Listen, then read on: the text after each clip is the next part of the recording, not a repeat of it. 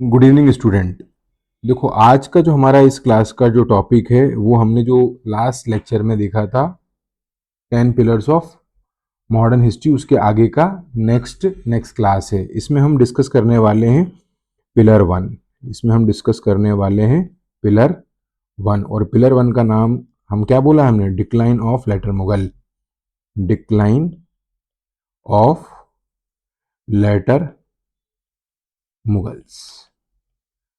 इस टॉपिक को स्टार्ट करने से पहले हम बात कर रहे हैं मुगल्स की। तो मुगल्स की थोड़ी सी टाइमलाइन आपको ध्यान होना चाहिए।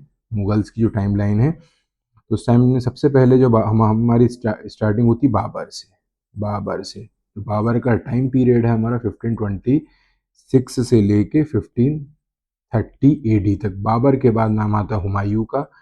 हुमायूं का नाम आता है। हुमायूं का जो टाइम पीरियड है दैट इज 1530 टू 1556। इसके बीच में कुछ टाइम पीरियड हमारा किसका रहेगा? शेर शाह सूरी का रहेगा। शेर शाह सूरी का रहेगा। और हुमायूं हुमायूं के बाद जो अगला नाम आएगा वो आएगा अकबर का। नाम आएगा अकबर का।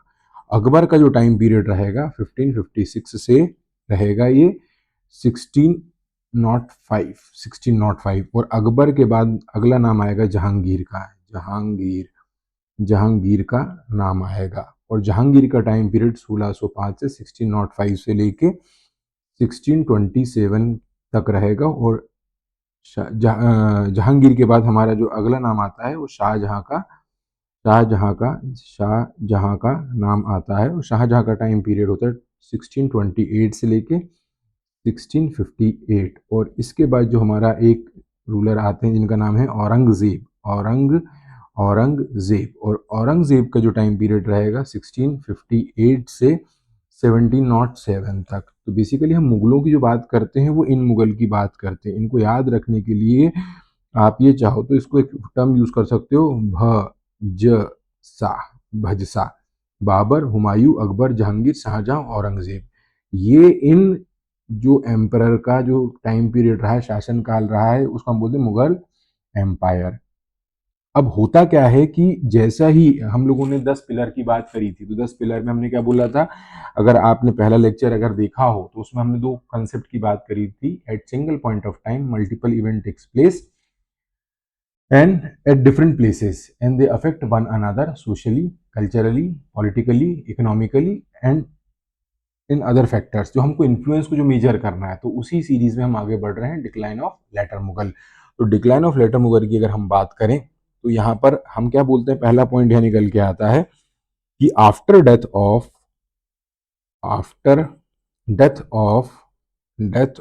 औरंगजेब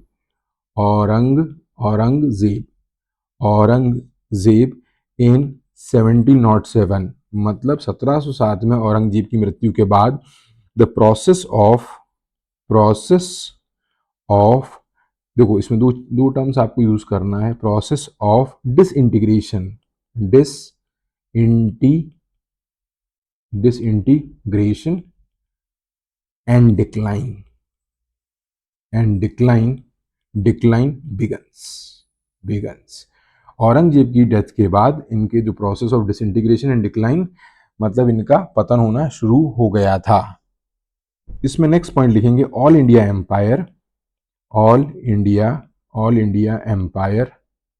जो मुगलों का ऑल इंडिया एम्पायर था वो कहाँ हो गया? Reduce to few kilometres. जो हमारा किलोमीटर्स, कुछ किलोमीटर में दिल्ली के आसपास सिमट के रह गया था। और फाइनली 1857 में ये पूरा मुगल एम्पायर कोलैप्स कर गया। पूरा इनका कंप्लीट पतन हो गया। तो इसमें कई सारे फैक्टर हैं। जब इस पूरे लेक्चर के डिस्कशन के दौरान हमारे कई सारे पॉइंट्स निकल के आएंगे, फिर हम इसके नेक्स्ट पार्ट में डिस्कस करेंगे कि what are the factor responsible for the decline of the later Mughals. इस लेक्चर में हम इसकी पूरी प्रक्रिया देखेंगे, प्रोसेस देखेंगे, कौन कौन से स्टेक होल्डर्स हैं, कौन कौन से एम्परर हैं, और उन एम्परर के टाइम पीरियड में कौन कौन से इवेंट हुए हैं। तो इसमें हम सबसे पहले एक पॉइंट की जो बात करते हैं उसमें हम बोलते हैं यहाँ पर वॉर ऑफ सक्सेशन,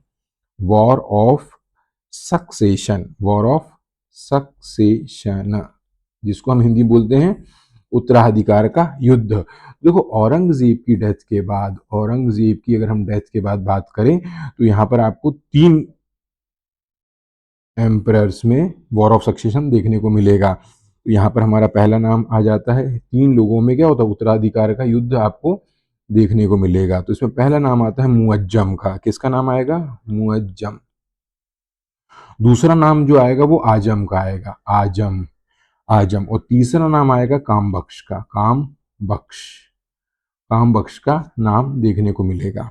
ठीक है, तो ये जो हमारा डेक्कन वाला क्षेत्र है, डेक्कन वाला, कौन सा वाला क्षेत्र? डेक्कन, डेक्कन, डेक्कन वाले क्षेत्र में आपको जो कि हम क्या बोल सकते हैं, डेक्कन वाला क्षेत्र, यहाँ पर कौन रूल कर रहा है उस टाइम? काम बख्श। और हमारा जो गुजरात वाला क्षेत्र है, गुजरात वाले क्षेत्र में कौन रूल कर रहा है? गुजरात वाले क्षेत्र में रूल कर रहे हैं आजम, आजम।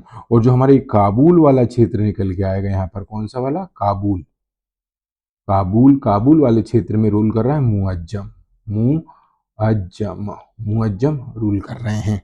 तो इन तीनों के बीच में क्या होगा? वॉर ऑफ सक्सेशन होगा, वॉर ऑफ सक्सेशन होगा। ठीक है, तो इस वॉर ऑफ सक्सेशन में कौन विक्ट्री निकल के आएगा, कौन जीत के निकल के आएगा? मुअज्जम जीत के निकल के आएगा। ठीक है, ये इनको कहां पर, इनको हैदराबाद में हरा दिया जाएगा। आजम को कहां पर? गुजरात, बेसिकली गुजरात रीजन में है। और फाइनली कौन विक्ट्री निकल के आएगा? मुअज्जम निकल के आएगा। और ये मुअज्जम कौन से टाइटल से? मुअज्जम बैठेगा बहादुर शाह। इनका दूसरा नाम एक आपको देखने को मिलता है शाह आलम वन, शाह आलम, शाह आलम वन, शाह आलम वन। ठीक, और ये किस नाम से एम्परर की गद्दी पे बैठेंगे? बहादुर शाह, बहादुर, बहादुर शाह, बहादुर शाह। और बहादुर शाह, इसमें इनका जो टेन्योर होगा दैट इज 1707 से लेके 1712 इनका टाइम पीरियड, 1712 इनका क्या रहेगा? टाइम पीरियड रहेगा। अब यहाँ पर क्या है, देखो हम लोगों ने पहले भी, अगर हम मिडाइवल हिस्ट्री में बात करते हैं कि जो हमारा ये औरंगजेब का जो टेन्योर था, ये जो औरंगजेब थे, ये औरंगजेब, औरंगजेब, इनकी जो पॉलिसी थी काफी क्या थी? इनटॉलरेंट थी, इनटॉलरेंट, इनटॉलरेंट इनकी पॉलिसी हुआ करती थी। तो अभी हमको क्या देखना है? अब इसमें हमको देखो, इस पूरे डिक्लाइन में हम लगभग लगभग 10 से 12 नाम पढ़ेंगे और उनके बीच में होने वाले इंपॉर्टेंट इवेंट्स को देखेंगे। तो इस पहले इस डिक्लाइन में पहला जो नाम निकल के आता, जो फर्स्ट नाम निकल के आएगा दैट इज बहादुर शाह, बहादुर, बहादुर शाह, बहादुर शाह की हम बात करेंगे, बहादुर शाह फर्स्ट की बात करेंगे, जो जिसको हम मुअज्जम बोल रहे हैं। ठीक है, तो इनमें सबसे पहले अगर हम बात करें तो ये इनका जो इनके टेन्योर में बेसिकली इन्होंने क्या करा कि देखो, हमने क्या बोला कि जो औरंगजेब था वो काफी क्या था, उसकी जो पॉलिसी थी काफी इनटॉलरेंट हुआ करती थी। तो इन जैसे ये एम्परर बने, इन्होंने सबसे पहला काम क्या किया? ये reverse, reverse, reverse some narrow minded, narrow, narrow minded, narrow minded policies of Aurangzeb, policies, policies of Aurangzeb, Aurangzeb, Aurangzeb. इन्होंने कुछ जो औरंगजेब की संकीर्ण मानसिकता वाली जो नीतियां थी उसको रिवर्स कर दिया। इसका मतलब क्या होता है? इसका मतलब होता है कि they adopted the tolerant policy towards towards all the Hindu, they tolerant, tolerant policy, tolerant policies, policies towards, towards Maratha, towards, sorry Maratha नहीं, मराठा का तो अपन स्पेसिफिकली अलग से पढ़ेंगे, टुवर्ड्स हिंदूज, टुवर्ड्स हिंदू, हिंदू। देखो जब दूसरी अगर हम बात करें, देखो होता क्या है कि हमने आपको पहले जो हमारा लेक्चर आया था कंप्लीट, उसमें क्या बोला था कि मल्टीपल इवेंट एक ही टेरिटरी पे एक ही टाइम फ्रेम में अलग अलग जगह घटित हो रहे हैं। ठीक है, तो जैसे ही हमारा इन लोगों का, किसका, मुगलों का पतन स्टार्ट होगा, simultaneous rise of regional state देखने को मिला था, मिलेगा। और उस दौरान हमने ये देखा था कि यहाँ पर ये हमने सबसे पहले क्या देखा था, यहाँ कार्नेटिक देखा था, यहाँ पर हमने क्या देखा था, बंगाल देखा था, यहाँ पर हमने अवध देखा था, यहाँ हमने हैदराबाद देखा था। और यहाँ पर हमने देखा था क्या, यहाँ पर ये वाले पोर्शन में हमने मराठा देखा था, यहाँ पर हमने पंजाब में सिख देखा था, और राजस्थान में जाट देखा था, मराठा, सिख और जाट। और हमने क्या बोला था, यहाँ पर राजपूत, यहाँ पर हो गया मैसूर, यहाँ पर हो गया त्रावणकोर, यहाँ पर हमने क्या बोला था, यहाँ पर हमने बोला था यहाँ आपको राजपूताना भी देखने को मिलेगा। ठीक है, तो औरंगजेब के टाइम पर ये सारी पॉलिसियां कैसी होती थी, काफी इंटॉलरेंट होती थी, असहिष्णु टाइप की होती थी, ठीक है।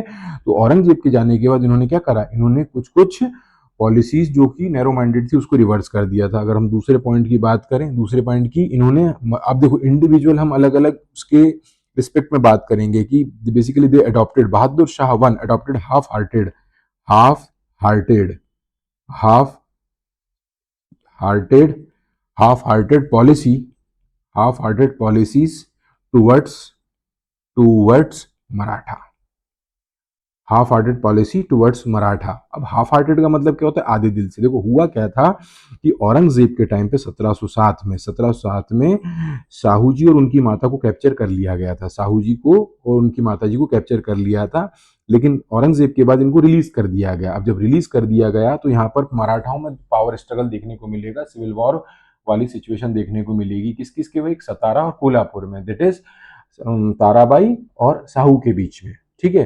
तो बेसिकली इन्होंने रिलीज तो कर दिया, लेकिन इनको कभी भी उस पर्टिकुलर टेरिटरी का उनको रिकॉग्नाइज नहीं किया। तो इस सेंस में हम बोल सकते हैं कि they adopted the half hearted policy towards the Maratha. जब हम मराठा डिटेल में पढ़ेंगे तब हम इसका और पर्सपेक्टिव देखेंगे। उसके बाद इन्होंने क्या करा, इन्होंने क्या करा, पॉलिसी ऑफ कंसिलिएशन। किसकी बात करें, policy of, policy of conciliation, conciliation, policy of conciliation towards Rajput, towards, towards Rajput, राजपूतों के प्रति क्या करा, कंसिलिएशन वाली पॉलिसी अडॉप्ट करी थी। अब इसको भी जब हम राजपूत वाला, जब हम सेकंड पिलर में जाएंगे कि राइज ऑफ रीजनल स्टेट की बात करेंगे, तब हम इसको और डिटेल में देखेंगे। लेकिन अभी मैं आपको रेफरेंस के लिए बता देता हूँ कि यहाँ पर हमारा एक होता है जोधपुर और एक होता है आमेर। तो आमेर यहाँ पर इन्होंने क्या किया था, इनको इंडिपेंडेंट डिक्लेयर कर दिया था। तो बाद में इन्होंने फिर क्या किया था, यहाँ पर पॉलिसी ऑफ पीस एग्रीमेंट वाला हिसाब किताब अपनाया था राजपूतों के साथ में, ठीक। अब अगर सिख की बात करें, सिख की बात करें तो सिखों के साथ में क्या था कि अगर सिख, सिख के साथ में बात करें, क्योंकि जब हम पढ़ेंगे सिख, सिख में हमने क्या बोलेंगे, they adopted a friendly relation, friendly, friendly relation, friendly relation, friendly relation with किसके संग, गुरु, गुरु गोविंद सिंह के संग, गुरु गोविंद, गोविंद सिंह के संग, गुरु गोविंद सिंह के साथ में। लेकिन बंदा बहादुर के आते आते इनके संबंध खराब हो गए थे, क्योंकि बंदा बहादुर ने क्या कर दिया था, बंदा बहादुर ने रिवोल्ट कर दिया था, रिवोल्ट कर दिया था। और उसी तरीके से मतलब हमने किस किस का देख लिया, हमने किसका देखा, मराठा का देख लिया, मराठा के बाद हमने क्या देखा, राजपूत का देख लिया, हमने सिख का देख लिया। अब साइमल्टेनियसली इसी लाइन में हम अगर आगे का पॉइंट पढ़े तो यहाँ पर हम बात कर सकते हैं कि जो बुंदेला थे, छत्रसाल बुंदेला, बुंदेला, बुंदेला, बुंदेला और जाट्स, बुंदेला और जाट्स के साथ इन्होंने क्या करा था, पीस सेटलमेंट कर लिया था। क्या कर लिया था, पीस सेटलमेंट कर लिया था, पीस सेटलमेंट कर लिया था, ठीक है। और यहाँ पर इन्होंने ये बोले थे, यह भी बोला जाता है कि अबॉलिश, अबॉलिश, अबॉलिश जजिया, अबॉलिश क्या कर दिया था, जजिया को अबॉलिश कर दिया था, जजिया को अबॉलिश कर दिया था, ठीक है। अब इनके टाइम में इनकी जो मदद की गई थी, इसमें एक नाम निकल के आता है जिसका नाम है जुल्फिकर खान, जुल्फिकर, जुल्फिकर खान। जुल्फिकर खान की मदद से, जुल्फिकर खान की मदद से क्या करा था इन्होंने, क्या करा था, Zulfiqar Khan is managed, manage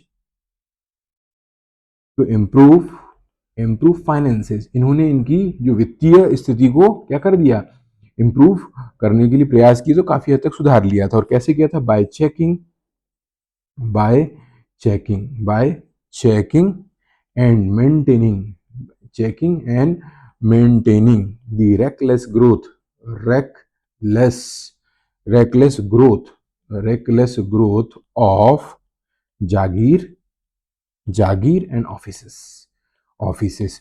तो अगर हम बहादुर शाह फर्स्ट के बारे में बात करें, जो कि औरंगजेब की डेथ के बाद जिन्होंने सत्ता संभाली थी, मुगल एम्पायर को संभाला था, तो उन्होंने क्या करा था कि कुछ पॉलिसीज को रिवर्स कर दिया था। और इनका हमने सारे डायमेंशंस देख लिए हैं। सारे डायमेंशन देखने के बाद जो हमारा अगला जो नाम हमारा आएगा, अगला हमारा नाम निकल के आता है, उसके बाद हम बात करते हैं किसकी, हम बात करेंगे जहानदार शाह की। किसकी बात करेंगे, जहानदार शाह की। तो एक नाम क्या हो गया, ये मैं आपको आखिरी लेक्चर के आखिरी में पूरे 12 नाम बिल्कुल याद करा दूंगा मेमोनिक्स की हेल्प से, ठीक है। तो अब अगर हम बात करें तो हमारा जो दूसरा नाम निकल के आता है, जो दूसरा नाम निकल के आएगा वो निकल के आएगा जहानदार शाह। क्या आएगा, जहानदार, जहानदार शाह, जहानदार शाह। अब देखो जहानदार शाह का बहुत ज्यादा लंबा टाइम पीरियड नहीं रहेगा, केवल 1712 टू 1713, ये 1 साल का टाइम पीरियड रहेगा। ठीक है। और इसके बाद अगर हम बात करें तो इन्होंने क्या करा था, इनके इनके टेन्योर में जो इंपॉर्टेंट इवेंट है, introduce the practice of ijara farming, introduce introduced introduce the practice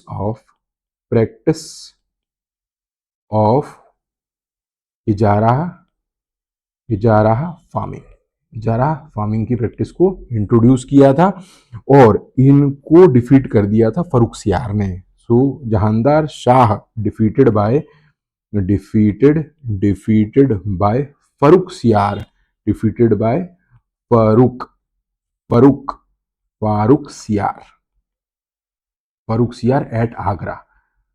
Agra में फर्रुखसियार ने जहानदार शाह को डिफीट कर दिया था।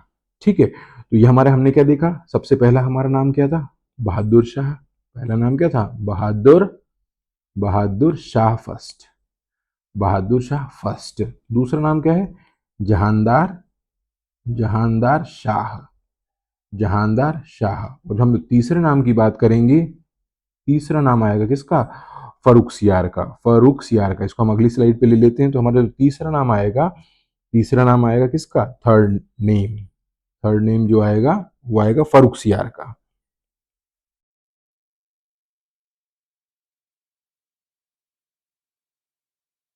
फर्रुखसियार। और इनका जो टेन्योर होगा वो 1713 से 1719 तक का टाइम पीरियड रहेगा। ठीक। तो देखो अब होता क्या है कि अब ये जब पूरा हम ये पूरी प्रोसेस, ये पूरी स्टोरी हम डिस्कस कर लेंगे तो आपको इस स्टोरी में भी कई सारे ऐसे पॉइंट देखने को मिलेंगे जिससे आपको ये समझ में आएगा कि ऐसे कौन कौन से फैक्टर थे, कि those factor which are responsible for the decline of later Mughals. तो बेसिकली अगर हम बात करें तो ये जो फर्रुखसियार एम्परर बना था, क्या बना था, ये एम्परर बना था, किसकी हेल्प से बना था, with the help of Sayyid brothers, with the help of Sayyid brothers, Syed brother की हेल्प से बना था, सैयद ब्रदर की हेल्प से बना था। तो हमने जो पहला वाला बहादुर शाह पढ़ा था उसमें किसका नाम याद रखना है हमको, हमको जुल्फिकार खान का नाम याद रखना है। अब फर्रुखसियार के टाइम पर हम किसकी बात कर रहे हैं, सैयद ब्रदर की बात कर रहे हैं। अब देखो सैयद ब्रदर की अगर हम बात करें तो सैयद ब्रदर में हमारे कौन से नाम निकल के आते, सैयद ब्रदर्स मतलब ये दो बंधु थे और इन बंधुओं का नाम था अब्दुल्ला अब्दुल्लाह और एक का नाम था हुसैन, एक का नाम था हुसैन। तो एक्चुअल में रियल पावर इनके हाथ में रहती थी, सैयद ब्रदर्स, इनको क्या किंग मेकर बोला जाता था। तो रियल पावर किनके हाथ में होती थी, तो रियल पावर इन्हीं के हाथ में होती थी, रियल पावर। मतलब आप समझो कि कोर्ट की पॉलिटिक्स में हस्तक्षेप हो रहा है, इंटरफेरेंस हो रहा है। ठीक है। तो जब सैयद ब्रदर की हेल्प से, मतलब बेसिकली हम क्या बोल रहे हैं कि Farrukhsiyar become the emperor with the help of Sayyid brothers. तो इन दोनों भाइयों में अगर हम बात करें, दोनों भाइयों में से एक भाई तो बन गया तुम्हारा, क्या बन गया, एक भाई बन गया वजीर बन गया, एक भाई तुम्हारा वजीर बन गया, एक भाई वजीर बन गया और एक भाई क्या बन गया, मीर बख्शी बन गया। क्या बन गया, मीर बख्शी बन गया, मीर बख्शी बन गया। ठीक। अब इन्हीं के टेन्योर में, जैसे कि जब हम आपको अगला अगला पिलर पढ़ाएंगे, जब हम बात करेंगे राइज ऑफ रीजनल स्टेट्स, हम पंजाब की बात करेंगे तो उसमें हम बात करेंगे कि जो सिख वाला, जो हम सिख जो पंजाब वाला है, तो वहां पर हम 10 गुरुओं की बात करेंगे। 10 गुरुओं के नाम भी आपको याद करा दिए जाएंगे, नानक, अंगद, अमर राम और अर्जुन के दुख हरता कौन। तो 10वें गुरु के बाद उनकी तरफ से, सिखों की तरफ से एक नाम आता है बंदा बहादुर का। तो बंदा बहादुर ने रिवोल्ट कर दिया था और बंदा बहादुर की रिवोल्ट को सप्रेस करने के लिए ये जो जाट और बुंदेला मुगलों की तरफ से लड़ाई करी थी। तो ये भी आपको बात थोड़ी थोड़ी सी ध्यान रखनी है। तो ये घटना अगर हम आगे बात करें तो इस पर्टिकुलर फर्रुखसियार के टेन्योर में क्या हुआ था, इन 1716 बंदा बहादुर वॉज कैप्चर्ड, बंदा बहादुर को क्या कर लिया, कैप्चर कर लिया था, पकड़ लिया गया था। ठीक है। और उसको मार दिया गया था, मर्डर्ड बाय हुम, फर्रुखसियार द्वारा मार दिया गया। ठीक। और देखो अब सबसे बड़ा जो इंपॉर्टेंट पॉइंट है जो आपको यहां पर याद रखना है फर्रुखसियार के टाइम में, वो है आपके 1717 का रॉयल फरमान। क्या है 1717 का, क्या है, रॉयल फरमान, रॉयल फरमान इन्होंने इशू कर दिया था। किसको इशू कर दिया था, ब्रिटिशर्स को कर दिया था, ईस्ट इंडिया कंपनी को कर दिया था। और रॉयल फरमान में क्या बोला था कि they are free to trade in Bengal without paying any taxes, so they are free, मतलब क्या बोल दिया था, allowed the Britishers, allowed East India Company Britishers allowed Britishers to trade in Bengal without paying any taxes, without paying any taxes. ठीक, इस point को बहुत अच्छे से याद रखिएगा। इस पॉइंट को मैं दोबारा कवर करूंगा जब हम बात करेंगे ब्रिटिश कॉन्क्वेस्ट एंड कंसोलिडेशन, मतलब ब्रिटिश एक्सपेंशन एंड कंसोलिडेशन, किस तरीके से उन्होंने बंगाल को पूरा अपने हाथ में ले लिया था। तो ये सबसे बड़ा पॉइंट जो है इंपॉर्टेंट है, ये आपको थोड़ा सा याद रखना है यहाँ पर। ठीक, उसके बाद हम बात करते हैं, इन्होंने क्या करा था, फर्रुख सियार ने ही, एक व्यक्ति का नाम आता है निजाम उल मुल्क, निजाम उल मुल्क। ये एक व्यक्ति का नाम नहीं है, बेसिकली इट इज टाइटल। ये क्या है, एक आपका टाइटल है, ये उपाधि है। और ये उपाधि किसको दी गई थी, ये दी गई थी चिन किलिच खान को, चिन किलिच खान को।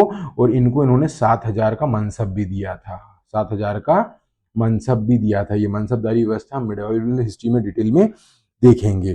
ठीक, लेकिन इस पूरी डिस्कशन के दौरान हम पढ़ किसका रहे हैं, किसका शासन है, शासन किसका है, शासन जो है आपका, अगर हम शासन की बात करें तो शासन आपको किसका देखने को मिल रहा है, आपको फारूक सियार का देखने को मिल रहा है। लेकिन जो रियल पावर है, रियल पावर किसके हाथ में है, रियल पावर आपको देखने को मिलेगी कि वो सैयद ब्रदर के हाथ में रियल पावर है। ठीक, तो आप चाहो तो इस पॉइंट को भी ऐड कर सकते हो यहाँ पर कि real power is in hand of, real power is in hand of Sayyid brothers. अब देखो हो क्या रहा है, अब ये कॉमन सेंस की बात है। ठीक है, बोलने को तो ये फर्रुख सियार एम्परर है, लेकिन रियल पावर इनके सैयद ब्रदर्स के पास है। और इनको क्या बोल रहे हैं हम, सैयद ब्रदर्स को किंग मेकर बोल रहे हैं। तो इन दोनों के बीच में क्या होगा, पावर स्ट्रगल होना तय है। क्या होना तय है, पावर स्ट्रगल होगा। उस पावर स्ट्रगल के दौरान होगा क्या जो हमारे सैयद ब्रदर्स हैं, सैयद ब्रदर्स में कौन कौन नाम आ जाएगा, अब्दुल्ला और Hussain, killed and deposed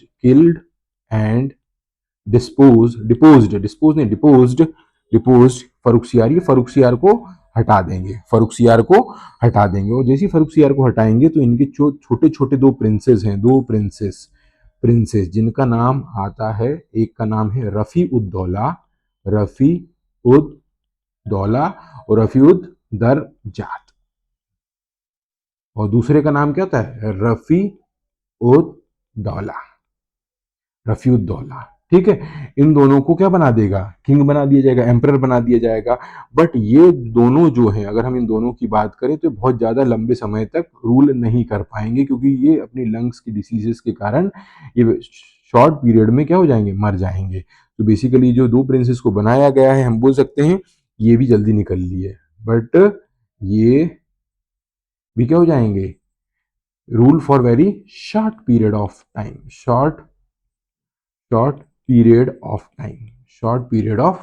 time, ये बहुत कम समय के लिए रहे, और अल्पायु लंग्स की बीमारी के कारण क्या हो गए, इनकी भी क्या हो गई, डेथ हो गई। ठीक, अब जब देखो क्या हो रहा है, अब थोड़ा सा एक रिवीजन कर लो, यहाँ पर आपको थोड़ा सा मैं याद भी करा दूंगा ये चीजें सारी। हमने किसकी बात करी, बहादुर शाह की बात करी, बहादुर शाह फर्स्ट की बात करी, बहादुर शाह फर्स्ट। इसका टाइम पीरियड हमने क्या देखा, औरंगजेब की डेथ के बाद से लेके लगभग 1712-13 तक की बात कर लो। ठीक है, उसके बाद हम बात करें जहानदार शाह की, तो जहानदार शाह का भी टाइम पीरियड 1712 से 1713 रहा। और उसके बाद किसका टाइम आया, फारूक सियार का टाइम आया। फारूक सियार का टाइम 1713 से लेके 1719 तक का टाइम पीरियड है। उसके बाद ये जो हमारा पहले हो गए, ये दूसरे हो गए, और ये तीसरे हो गए। ठीक, यहां तक की बात क्लियर है। उसके चौथा नाम जो आता है हमारा रफी उद दरजात और रफी उद दौला, ये बहुत शॉर्ट पीरियड ऑफ टाइम के लिए आएंगे। कितने शॉर्ट पीरियड ऑफ टाइम के लिए आएंगे। फिर फाइनली जो हमारा अगला 6 नंबर का जो नाम आएगा, 6 नंबर के नाम पर आपका ये जो नाम आता है, इनका नाम था रोशन अख्तर। क्या नाम था, रोशन रोशन अख्तर, अख्तर, रोशन अख्तर। और इनका टेन्योर चलेगा आपका 1719 से लेकर 1748 तक। तो ये इनका एक सिग्निफिकेंट टाइम रहा है इनके रूल करने का। तो हमको थोड़ा सा इनके बारे में कुछ इंपॉर्टेंट इवेंट्स देखने पड़ेंगे। ठीक है, इनका जो किस नाम से था, इनका रियल नाम ये था। ठीक है, और ये किस नाम से बैठे थे, जिसका आपने नाम सुना होगा, मोहम्मद शाह रंगीला। क्या नाम सुना है? मोहम्मद मोहम्मद शाह रंगीला, मोहम्मद शाह रंगीला, रंगीला इनका नाम था। ठीक है, और दूसरी इंपॉर्टेंट बात, ये कौन थे? ये सन ऑफ जहांदार शाह। क्या थे ये? सन ऑफ जहांदार जहांदार शाह के क्या थे? ये लड़के थे। और ये मोहम्मद शाह के नाम से गद्दी पे बैठे। अब देखो, अब ये इसको आगे बढ़ने से पहले आपको थोड़ा सा अपने दिमाग में एक चीज और रखना है, मैं आपको याद करा देता हूँ। जैसे एक बी हो गया, एक ए हो गया और एच हो गया। B for Bengal, A for Awadh, H for Hyderabad. तो जो बंगाल अपने आप को इंडिपेंडेंट स्टेट बनेगा 1717 में, अवध बनेगा आपका 1722 में, और हैदराबाद बनेगा 1724 में। ये देखो तीनों टाइमलाइन आपकी इस रेंज में आ रही है। तीनों टाइमलाइन कौन सी रेंज में आएंगी? तीनों टाइमलाइन इस रेंज में आ रही हैं, फर्रुखसियार के, सॉरी, रोशन अख्तर या मोहम्मद शाह रंगीला के टाइम पीरियड में आ रही हैं। ठीक, अब देखो, जब रोशन अख्तर, जब मोहम्मद शाह रंगीला बना, तब इस टाइम पर हम अगर सैयद ब्रदर्स की बात करें, किसकी? सैयद ब्रदर्स की। और सैयद ब्रदर्स में कौन कौन है आपका? एक तो हुसैन है और एक अब्दुल्ला है। तो Syed brother adopted the policy of religious tolerance, adopted adopted policy of religious religious tolerance. मतलब वो धार्मिक रूप से इन्होंने क्या करा था? सहिष्णुता की पॉलिसी को अडॉप्ट किया था। ठीक है, इनके साथ भी ऐसे ही बोला जाता है कि इन्होंने जजिया अबॉलिश कर दिया था। जो हमारे पिलग्रिमेज, जो तीर्थ यात्रा में लगने वाले टैक्स हुआ करते थे, कर, उनको भी मना कर दिया था।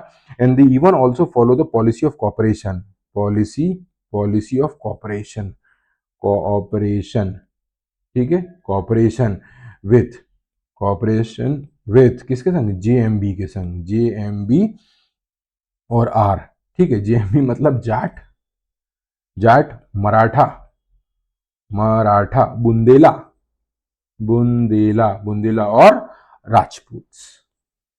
राजपूत, मतलब देखो, Syed brothers policy of cooperation with किसका? मराठा, जाट, राजपूत एंड बुंदेला। अब जब हम मराठा पढ़ेंगे तब हम बात करेंगे कि इन मराठाओं की और सैयद ब्रदर्स की किस तरीके की ट्यूनिंग थी। ठीक, अब सिचुएशन वही आएगी, यहां पर भी क्या होगा? यहां पर भी आपका पावर स्ट्रगल होगा। पावर स्ट्रगल क्या होगा? क्योंकि देखो क्या है कि रियल पावर किसके हाथ में? रियल पावर हमारे सैयद ब्रदर, रियल पावर किसके हाथ में है? रियल पावर आपको देखने को मिलेगी सैयद ब्रदर्स के हाथ में। तो real power is in hand of Sayyid brothers. ठीक, और हमारा एम्परर कौन बना हुआ है? एम्परर बने हुए हैं ये, एम्परर बने हुए हैं रोशन अख्तर और मोहम्मद शाह रंगीला। तो जो रियल पावर देखने को मिल रही है वो किसके है? सैयद ब्रदर्स के हाथ में। अब सैयद ब्रदर्स के हाथ में होने के कारण फिर क्या होगा? Power struggle. तो ड्यू टू पावर, अब देखो इसको हम अगली स्लाइड पे ले रहे हैं, तो क्या हो रहा है? Due to power struggle, due to power struggle, power struggle, इनके बीच में क्या होगा? अब देखो क्या हो रहा है, आप समझो। ये हमारे रोशन अख्तर है, ठीक, यहाँ पर हमारे ये सैयद ब्रदर्स हैं। सैयद ब्रदर्स को हम इस तरीके से बोल देते हैं, ये हो गया तुम्हारा अब्दुल्ला, ये हो गया तुम्हारा हुसैन। ठीक, यहां तक की बात क्लियर है।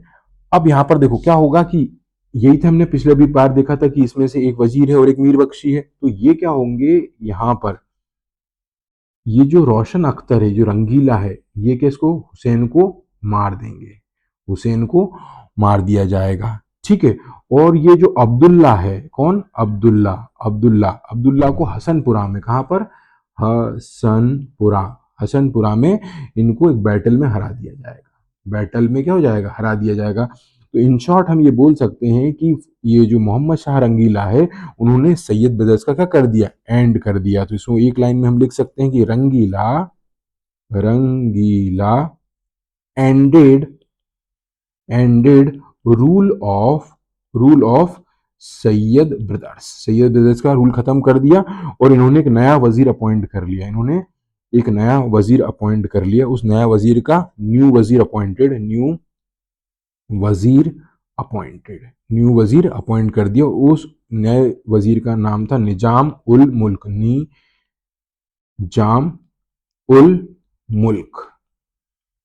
मुल्क। ये नाम आपको भी बाद में आगे भी सुनने में आएगा। निजाम उल मुल्क, ये वाला नाम निजाम उल मुल्क।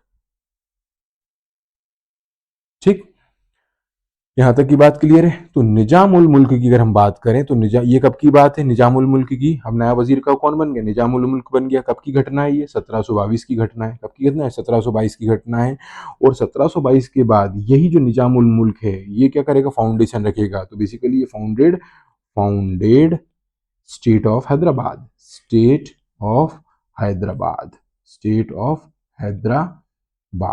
हैदराबाद कब की? इन 1724 में। मैंने आपको पिछली स्लाइड में याद करवाया था कि आपको ये तीन नाम याद रखना है, बी, ए और एच। तो basically they laid down the foundation of what?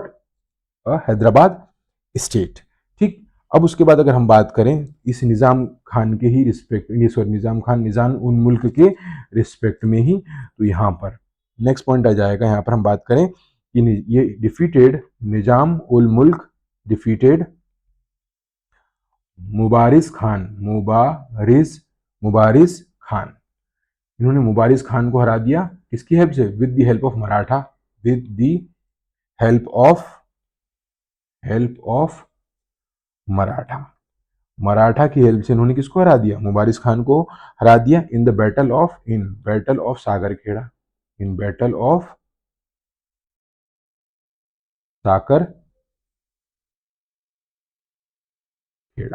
सागरखेड़ा। तो ये आपको 2 मार्कर के लिए आपको थोड़ा सा ये याद रखना है कि बैटल ऑफ सागरखेड़ा किस किस के बीच में हुई थी? Battle of सागरखेड़ा।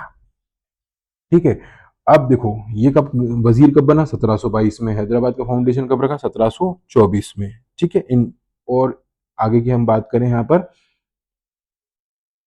In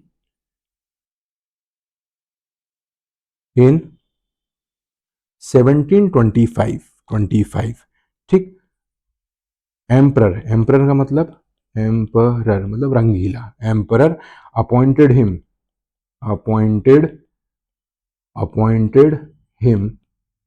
as a governor of Deccan.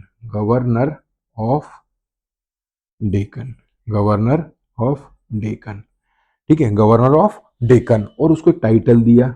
उस टाइटल का नाम था असफ जाह का क्या दिया? असफ जाह का टाइटल दिया।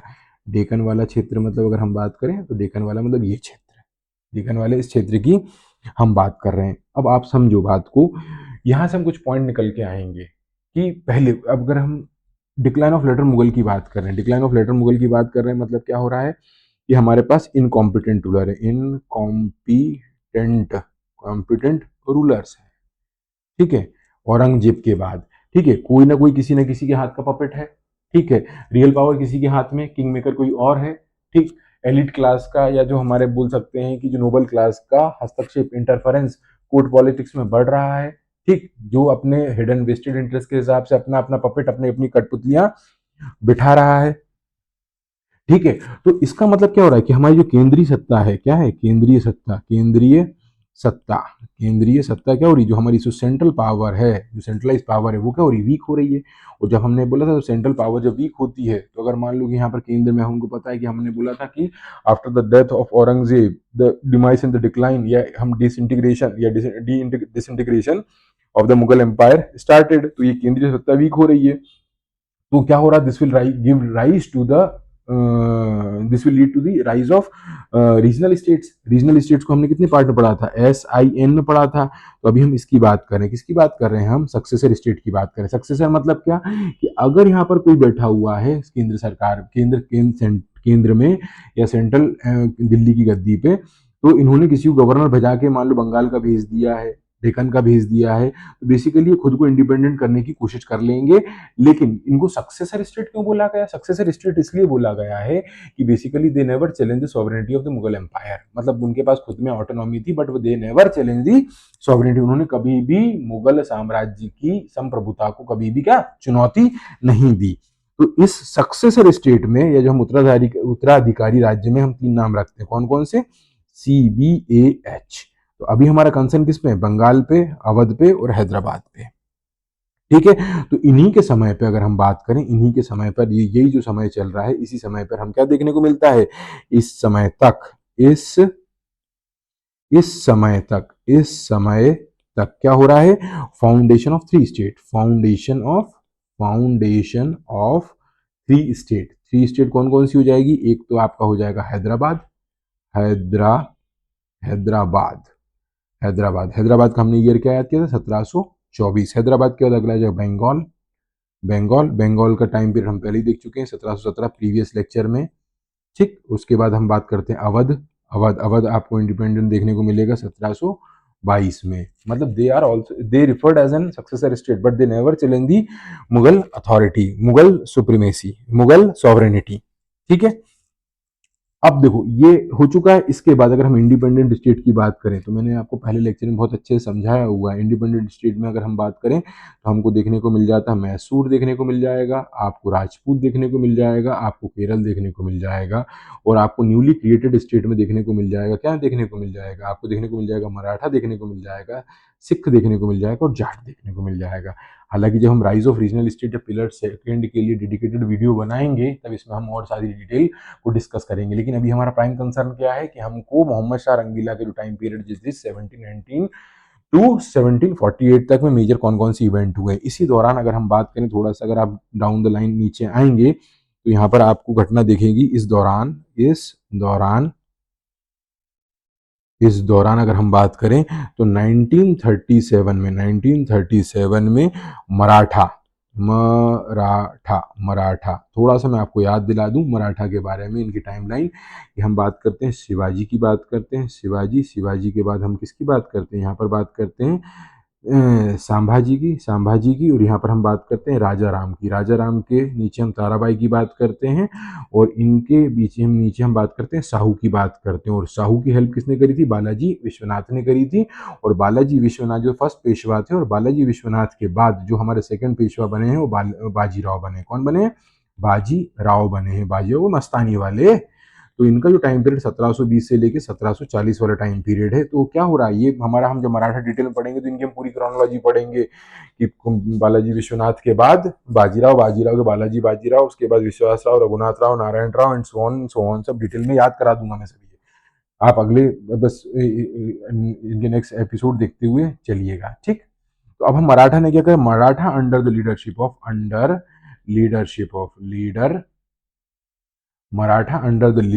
ऑफ बाजीराव इन्होंने क्या करा? एनेक्स्ड इन्होंने क्या एनेक्स किया? इन्होंने जीएमबी मतलब गुजरात, मालवा, बुंदेलखंड। क्या? गुजरात, मालवा और Bundelkhand.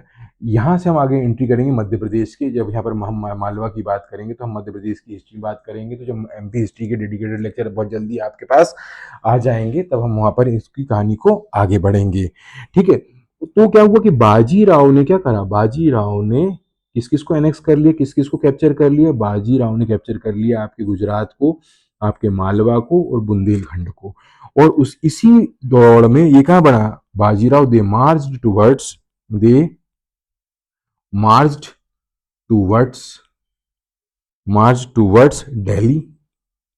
Delhi and raided and defeated Mughals. उन्होंने मुगल को हराया और उनको लूटा। तो देखो, मुगल को हराया, मुगल को क्या करा? लूटा। अच्छा, ये दिल्ली के लिए एक सेटबैक नहीं था, अभी आप आगे भी देखेंगे। ठीक है, तो हमने कब की बात करी है? लगभग ये बात करी 1937 की। अब अगली स्लाइड पे चलते हैं, अगली स्लाइड पे देखते हैं। तो हम 1937 से जस्ट आप केवल +2 ईयर्स कीजिए, 2 साल बाद, just 2 year down the line 1939 में रंगीला के समय, ठीक है, एक डेट आप याद रखना चाहो तो वैसे कोई एग्जाम के पॉइंट ऑफ व्यू से उतना जरूरी नहीं है, 29 फरवरी, मैं इसलिए बता रहा हूँ कि ये बेसिकली 29 फरवरी की बात है 1739। तो यहाँ पर आपको देखने को मिल जाता है बैटल ऑफ करनाल। क्या देखने को मिलेगा? Battle of battle of battle of Karnal. Karnal.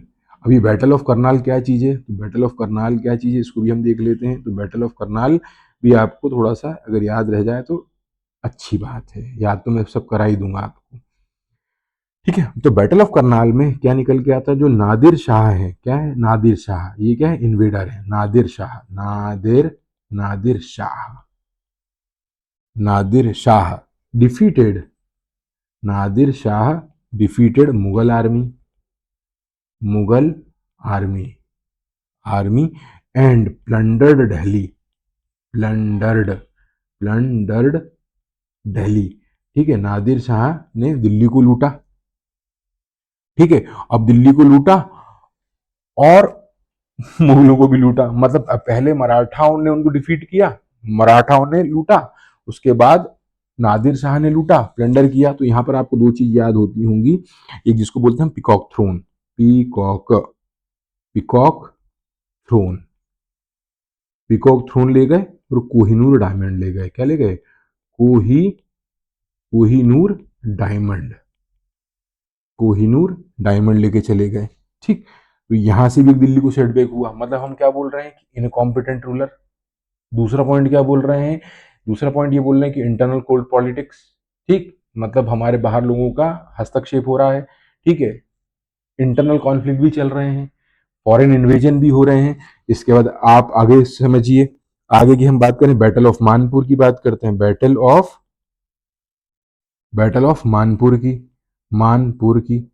Battle of Manpur, ये कब की घटना है? ये 1748 की घटना है। 1748 में हुआ क्या? अब देखो नादिर शाह का ये अटैक देख लिया, अब इसके बाद आता है अहमद शाह अब्दाली ऑफ अफगानिस्तान, ठीक है। अब क्या होता है, अफगानिस्तान में भी क्या रिजाइम चेंज होता है, तो नादिर शाह के बाद वहां पर कौन आता है? अहमद शाह अब्दाली आता है। ये हमारा दूसरा एंगल है, हम अलग से इसको कवर करेंगे। अभी आप देखो यहाँ पर क्या हो रहा है, बैटल ऑफ मानपुर में, battle of Manpur is also important, तो आप इसको 2 मार्कर में भी ध्यान रख सकते हैं, ठीक।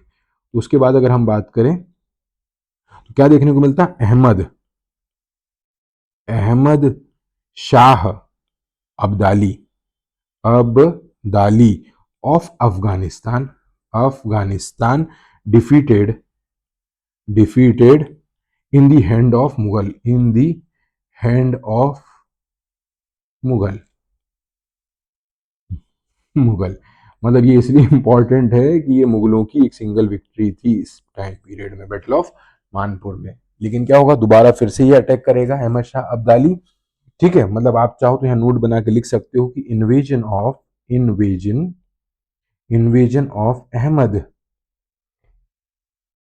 अहमद शाह अब्दाली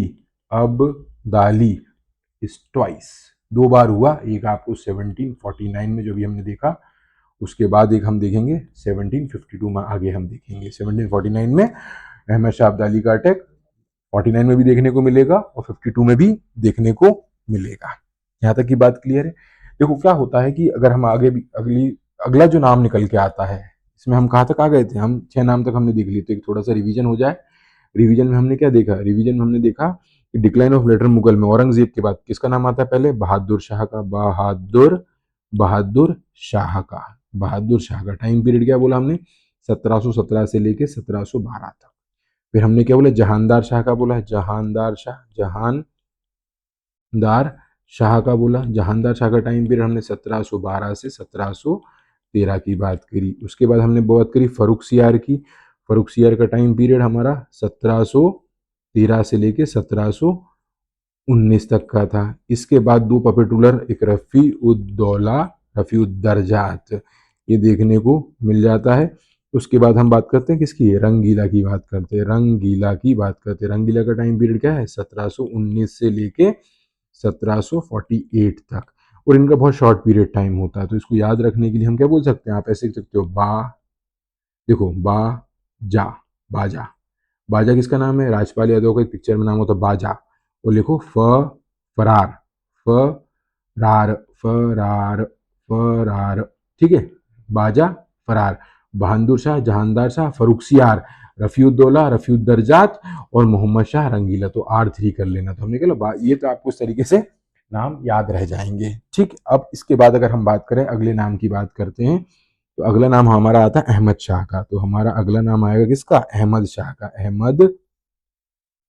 अहमद शाह का नाम आएगा। अहमद शाह का अगर हम टाइम पीरियड की बात करें, 1748 से 1754 तक का इनका टाइम पीरियड रहता है। ठीक है, अब देखो ये इतने इनकॉम्पिटेंट थे, ये इतने इनकॉम्पिटेंट थे, और देखो अब्दाली का अटैक बार बार हो रहा था, अब्दाली का जो क्या बोलते हैं इन्फ्लुएंस काफी ज्यादा बढ़ रहा था। ठीक है, तो इनके शासनकाल में, अहमद शाह के शासनकाल में, अहमद शाह के शासनकाल में, अहमद शाह के शासनकाल में क्या हुआ? जो पंजाब था, पंजाब एंड मुल्तान, पंजाब एंड मुल्तान जैसी फ्रंटियर एरिया था, वो अब्दाली के पास चले गए। फिर अब्दाली के पास चले गए मतलब अब्दाली ने उनसे छुड़ा लिए, या अब्दाली के अंडर में चले गए, अधीन में चले गए। ठीक है, ठीक है। और अब ये इसी हरकत से जब ये चीज देखा गया कि भैया हमारा राजा तो क्या है, अयोग्य है, राजा अयोग्य है, तो इनका जो वजीर हुआ था, ठीक है, 1754 की बात है, 1754 में इनके वजीर का नाम है इमाद उल मुल्क, उल इमाद उल मुल्क। ठीक है, इन्होंने क्या करा, अहमद शाह को इनको गद्दी से हटा दिया, अहमद शाह को गद्दी से हटा दिया। ठीक है, तो डिपोज्ड अहमद शाह को क्या कर दिया, डिपोज कर दिया, और नया सम्राट किसको बना दिया, नया सम्राट बना दिया आलमगीर टू को, आलमगीर सेकंड को। अगला हमारा नाम क्या हो जाएगा, आलमगीर सेकंड। तो हमारा 8वां नाम क्या हो जाएगा, Alamgir second, Alamgir second, Alamgir second. और इनका टाइम पीरियड होगा 1754 से लेके 1759, ये इनका टाइम पीरियड रहेगा। ठीक, अब इनके टाइम पीरियड में, अब देखो होता क्या है कि इनके टाइम पीरियड में, ठीक है, इंपॉर्टेंट इवेंट जो आपको याद रखना है एग्जाम पॉइंट ऑफ व्यू से, आलमगीर इन्हीं के टाइम पर हम बोलते हैं battle of Plassey, battle of Plassey. Plassey कब की, 1757 की है। ठीक है, अहमद शाह अब्दाली फिर से अटैक करेगा। ठीक, अहमद शाह अब्दाली अगेन इन्वेडेड दिल्ली। ठीक, अब होता क्या है, अब होता यह है कि ये अहमद शाह अब्दाली फिर अटैक कर रहे हैं, इनका इन्फ्लुएंस ज्यादा बढ़ रहा है, तो आलमगीर टू को क्या करेगा, आलमगीर आलमगीर आलमगीर सेकंड को, जो इनका वजीर है, क्या है इनके वजीर का नाम, इमाद उल मुल्क, ये करेगा, ए मुल्क, MUL मुल्क। ठीक, गलत हो गई इस पर, इमाद उल मुल्क, ये एक षड्यंत्र करके, कॉन्स्पिरेसी के तहत किसको मार देगा, इनको मार देगा, आलमगीर टू को मार देगा। तो आलमगीर टू इज किल्ड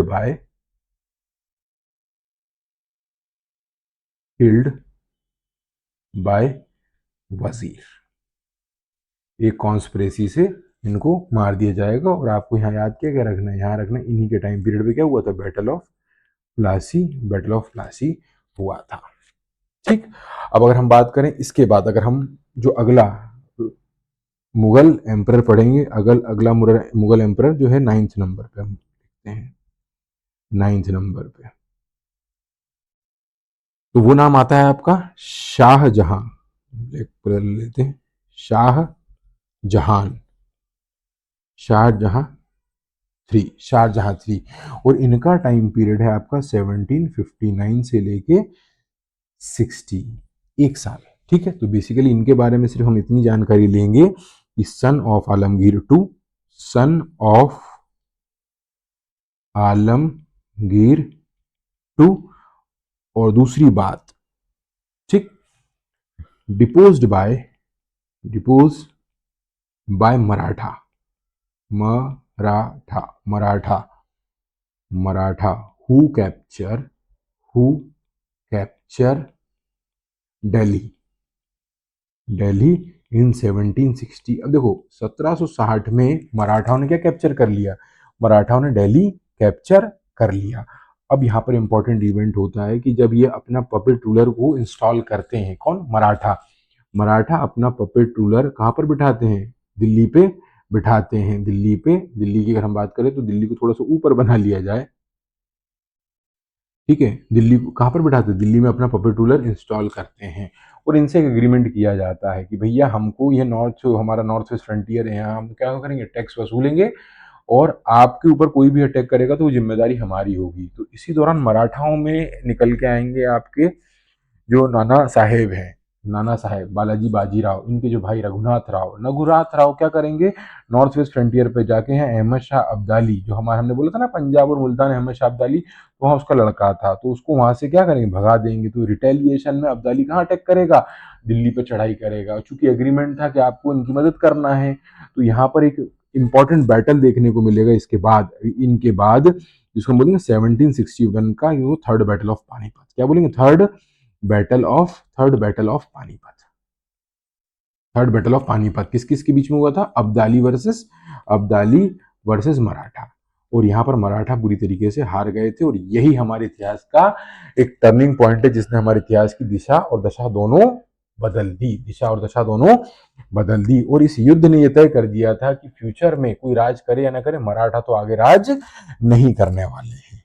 ठीक, यहां तक की बात क्लियर है। फिर अगला जो नाम निकल के आएगा उसका नाम होगा शाह आलम। क्या नाम होगा, Shah Alam second, Shah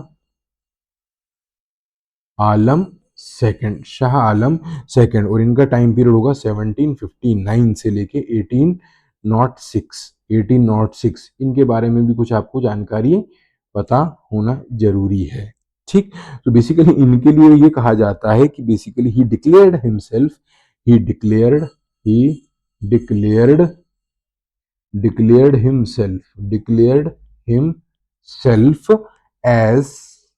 as emperor at Patna. इन्होंने पटना, जो कि आज बिहार में है, ठीक है, वहां से कब, इन 1759 खुद को वहां से अपना क्या एम्परर घोषित कर दिया था। और ये 12 साल तक दिल्ली में नहीं आए थे, 12 साल तक दिल्ली में नहीं आए थे। कारण क्या थे दिल्ली में नहीं आने के, दो कारण थे, ठीक है। दो कारण में अगर हम बात करें तो पहला कारण क्या था, पहला था मराठा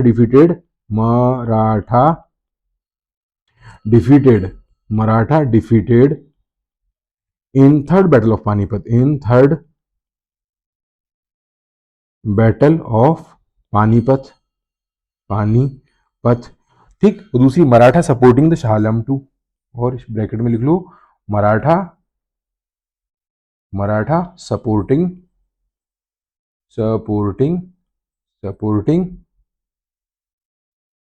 शाह आलम टू। दूसरा कारण क्या था, अब देखो दिल्ली पे फ्रीक्वेंट अटैक हो रहे थे। एक बार मराठाओं ने लूटा, नादिर शाह ने भी लूटा, अहमद शाह अब्दाली ने भी लूटा, काफी क्योटिक सिचुएशन हो गई थी, मतलब काफी दिल्ली थोड़ा सा असुरक्षित होने लग गया था। और वहां पर क्या था, पॉलिटिकल वैक्यूम। तो वहां पर एक नाम आता है नाजिब खान रोहिला। क्या नाम आता है, नाजिब खान रोहिला। नाजिब खान रोहिला ने डिक्लेयर कर लिया था खुद को, declared himself as a dictator of Delhi, ठीक है। और ये मरा कब था, नाजिब खान रोहिला जो है वो मरा था 1770 में, ठीक। तो लगभग हम बोल सकते हैं कि पूरे 12 साल तक दिल्ली पर कौन था, नाजिब खान। तो इस कारण से ये आए नहीं, मराठा हार चुके थे, ठीक है। और इसी टाइम पीरियड में आपको एक इंपॉर्टेंट लड़ाई और देखने को मिलेगी, इसको भी अपन अगले उसमें स्लाइड में डिस्कस करेंगे। इंपॉर्टेंट इवेंट जिसको हम बोलते हैं 1764 का बैटल ऑफ बक्सर। क्या बोलेंगे? Battle of Buxar. बक्सर के युद्ध के बाद अंग्रेजों ने, ब्रिटिशर्स ने कंप्लीटली बंगाल को अपने हाथ में ले लिया था। जैसे हमने आपको पहले लेक्चर में बताया था कि 1757 में एक प्लासी का युद्ध हुआ था, 1764 में पी फॉर प्लासी, वो बी फॉर बाद में बक्सर, बाद में, और बक्सर के 1765 में 1765 में क्या हुआ था? दीवानी राइट्स जो थे पूरे, जो बंगाल के राइट्स थे, दीवानी राइट, तो द्वैत शासन इन बंगाल डायर की लॉर्ड क्लाइव के द्वारा आ गई थी। ठीक, उसके बाद इंपॉर्टेंट इवेंट एक और बात करें तो 1772 की घटना है। ठीक, 1772, क्योंकि क्या है कि इन्होंने क्या है, बाहरी अपने आप को क्या कर लिया था, पटना से ही एम्परर डिक्लेयर कर दिया था, और मराठा चाहते थे ये बने, लेकिन जब नाजीब क्या नाम था इनका, नाजिम खान रोहिला, जब ये बने, मतलब ये जब मरा, उसके बाद क्या हुआ, मराठाओं की सपोर्ट से शाह आलम टू क्या बने, रूलर बने। तो शाह आलम टू, इस चीज को लिख लेना, हाईलाइट कर लीजिए इसको,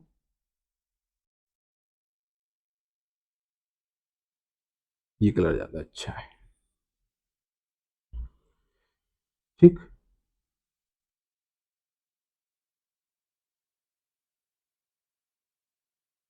Shah Alam two, Shah Alam second become ruler become ruler with the help help of Maratha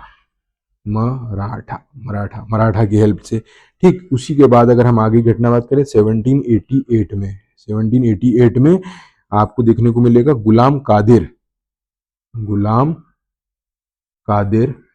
Qadir captured Delhi, इन्होंने दिल्ली को कैप्चर कर लिया था। ठीक, तो और इसके बाद इनको बंदी बना लिया था, किसको, शाह आलम टू को। तो 1789 में आपको एक नाम मध्य प्रदेश के इतिहास में सुनने को मिलेगा, महाडजी सिंधिया। हालांकि ये हम मराठाओं में भी सुनते हैं, लेकिन इसका डिटेल डिस्कशन हम करेंगे एमपी हिस्ट्री में, हम सिंधिया पढ़ेंगे। तो महाडजी सिंधिया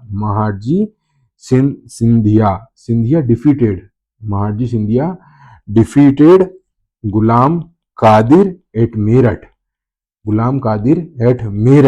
एंड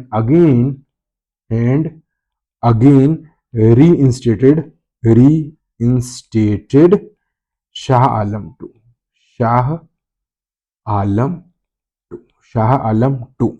उसके बाद 1803 की घटना की बात करें, 1803 की घटना बात करें तो यहां पर आपको देखने को मिलेगा English, that is Britishers, English captured the Delhi English captured the Delhi, Delhi पे अंग्रेजों ने, ब्रिटिश ने कब्जा कर लिया। And Shah Alam become the britisher pensioner britisher pensioner. अब यहाँ पर दो चीज देखने को मिलेगी, 12 साल तक ये भाई साहब बाहर रहे, तो इनको क्या बोलते हैं, फ्यूजिटिव एम्परर भी बोला जाता है। क्या बोला जाता है? फ्यूजिटिव एम्परर, मतलब भगोड़ा एम्परर, फ्यूजिटिव एम्परर। और इनको क्या बोला जाता है? ब्लाइंड एम्परर भी बोला जाता है। क्या बोला जाता है? ब्लाइंड एम्परर भी बोला जाता है। आप कमेंट बॉक्स में बता सकते हैं, आप आंसर दीजिएगा कि भाई this Shah Alam two is also known as blind emperor. ठीक, अब उसके बाद अगर हम बात करें किसका, अगली स्लाइड्स पे चलते हैं। ठीक, 11 नंबर पे। ठीक, यहाँ पे नाम है अकबर शाह, किसका? अकबर शाह सेकंड का अकबर शाह सेकंड का जो टाइम पीरियड है 1806 से 1837 ये इनका टाइम पीरियड रहेगा। ठीक, तो इसमें इंपॉर्टेंट जो पॉइंट आपको नोट करना है वो है lord Hasting abolished the Nazars gifts include sovereign status। ठीक। और दूसरी इंपॉर्टेंट बात जो हम अभी सोशियो रिलीजियस रिफॉर्म मूवमेंट में जिनको हम पढ़ेंगे डिटेल में, उनका नाम आता है राजा राम मोहन रॉय। राजा राम मोहन रॉय, शॉर्ट में हम लिख सकते हैं आर आर आर।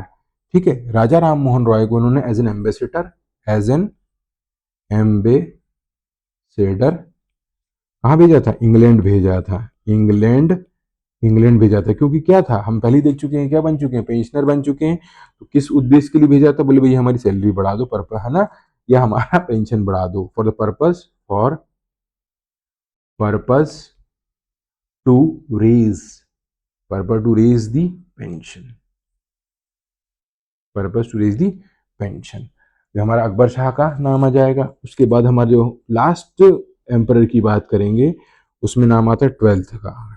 ट्वेल्थ में अगर हम बात करें, ट्वेल्थ आएगा नाम बहादुर शाह सेकंड का। किसका? बहादुर शाह सेकंड का। इनका टाइम पीरियड रहेगा 1837 से लेके 57 तक। ठीक, तो हम इसके बारे में पॉइंट लिख सकते हैं कि last Mughal empire, last Mughal emperor. ठीक, ऑल्सो नोन एज, इनको किस नाम से भी जाना जाता है? ऑल्सो नोन एज, मैं कलर चेंज कर लूं, ऑल्सो नोन बहादुर शाह जफर, बहादुर शाह जफर के नाम से भी जाना जाता है। एक और इंपॉर्टेंट पॉइंट लिखिए इनके बारे में, he participated in the revolt of, he participated in revolt of 1857। ठीक, और तीसरा एक पॉइंट अगर हम बात करें, he was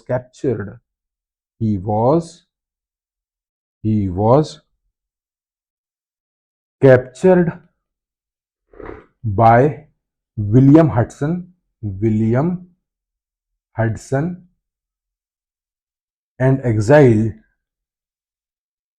exiled him to Rangoon.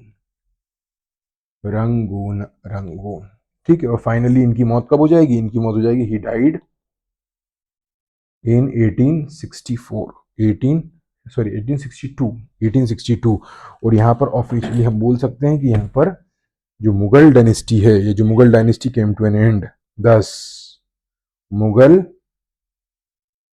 Dynasty came to an end, खत्म यहाँ पर। ठीक, तो अब यहाँ तक अगर ये है पूरा हमारा क्रोनोलॉजी जो हम फैक्चुअल बेसिस पे बात कर रहे हैं। अब हमको यहाँ पर समझना, देखो इस पीरियड में हमने ये पूरी प्रोसेस समझी है कि कौन कौन सी इवेंट हुए हैं। ठीक, और बेसिकली हमारे मुगल के बाद कौन कौन से इंपॉर्टेंट तो लेटर मुगल में कौन कौन से एम्परर रहे हैं। ठीक है, तो हम एक थोड़ा सा रिवीजन ले लेते हैं। पहला नाम आ जाएगा तुम्हारा बहादुर शाह का। किसका आएगा? बहादुर शाह फर्स्ट का ना। इसका जो टेन्योर हो जाएगा 1707 से लेके कहाँ तक? 1712 तक। बहादुर शाह के बाद तुम्हारा किसका नाम आ जाएगा? जहानदार शाह का जाएगा।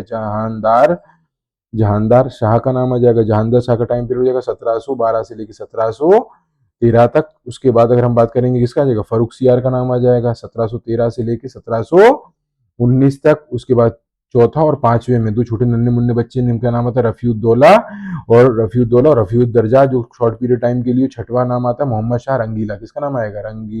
रंगीला रोशन अख्तर का नाम आएगा। ये हमने बता दिया था आपको मेमोनिक से कि बाजे फरार हो गए। ठीक है, बाजी फरार हो गए। उसके बाद हमने क्या बोला? अगला जो नाम था हमारा किसका था? अहमद शाह का नाम था।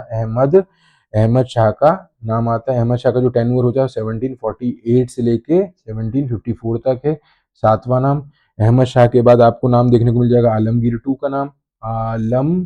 आलमगीर टू का नाम। इनका टाइम पीरियड हो जाएगा 1754 से लेके 1759 तक। ठीक, उसके बाद तुम्हारा एक और बच्चा आएगा जिसका नाम है शाहजहां थ्री, जिसका टाइम पीरियड है 1759 से 1760 तक। और ये देखो हमने क्या बोला, ये हमने इसके लिए क्या मेमोनिक्स यूज किया था कि बाजी फरार होगा। और ये आपको कहाँ कौन से चैनल पे दिखाई देंगे? आपको सब टीवी पे दिखाई देंगे। सब टीवी पे दिखाएंगे। 10 नंबर पे क्या देंगे? सब टीवी पे दिखाई देंगे। तो सब टीवी एस फॉर हम क्या बोलेंगे? शाह आलम टू। ए क्या बोलेंगे? Akbar Shah two. Akbar Shah two, Akbar Shah two. और इसके बाद बी क्या होंगे, बहादुर शाह टू, बहादुर, बहादुर शाह टू, सब टू टू लगा दो। ठीक, मतलब हमने क्या बोला, हमने याद करने के लिए क्या बोला, ये हमने बोल दिया SAB, ये हम मतलब बाजी फरार हो गए। ठीक, कहाँ देखा हमने, सब टीवी पे देखा। टाइम पीरियड देख लो आप, कहाँ तक हो गया था हमारे इसका टाइम पीरियड, 1759 के बाद, 1759 से आपको 1806 तक देखने को मिलेगा, 1806 से लेके आपको 1837 तक देखने को मिल जाएगा, और 1837 से लेके आपको 1857 तक देखने को मिल जाएगा। अब ये पूरी प्रोसेस है, क्या है ये एक प्रोसेस है, ये हमने इनका पूरा देख लिया कौन कौन से इवेंट हुए हैं। अब क्योंकि ये लेक्चर काफी ज्यादा लंबा हो गया है, अगली क्लास में हम देखेंगे इसका एनालिसिस। क्या देखेंगे, जो हमारी मेंस आंसर राइटिंग के हिसाब से, जो हमारी मेंस आंसर राइटिंग के हिसाब से जो हमारा क्या है, एनालिटिकल पार्ट है। ठीक है, कि what are the factors, factors responsible for decline of later Mughals, later Mughals. और इसका हम कंप्लीट एनालिसिस करेंगे, जो हमारे मेंस के पर्सपेक्टिव से 2 या 3 क्वेश्चन का स्कोप बनता है। और ये इस चीज को हम कहाँ करेंगे, नेक्स्ट लेक्चर में कंटिन्यू करेंगे। ठीक, इसके सेकंड पार्ट 2 में, मतलब पिलर 1 का नेक्स्ट जो लेक्चर रहेगा आपका, वो लेक्चर रहेगा पिलर 1 का part 2, that is decline of later Mughal and what are the factor behind. तो ये हो गया पार्ट 2 में हम किसकी बात करेंगे, हम बात करेंगे कि factors behind the decline of later Mughal. तो हम 2 लेक्चर्स में इस पिलर 1 को खत्म करेंगे, फिर then we move on to the second pillar, that is rise of regional state. Thank you very much.